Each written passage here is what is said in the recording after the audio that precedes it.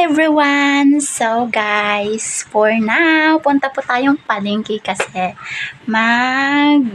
bili tayo ng ulam. So guys, samahan niyo po kami!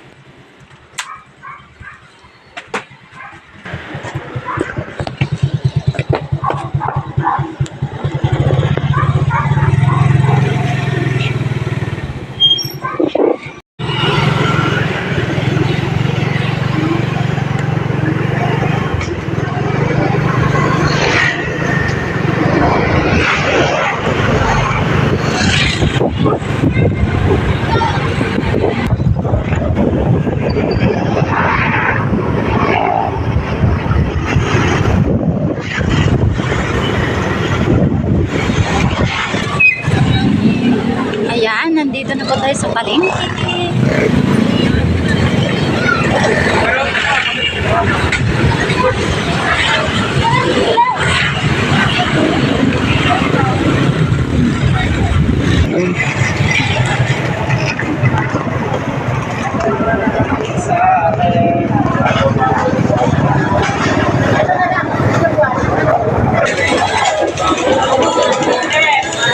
As you can see naman guys, napaka-fresh naman talaga ng isda ni Kuya. Kaso nga lang, siya na lang talaga yung nag-iisang naiwan doon na bukas.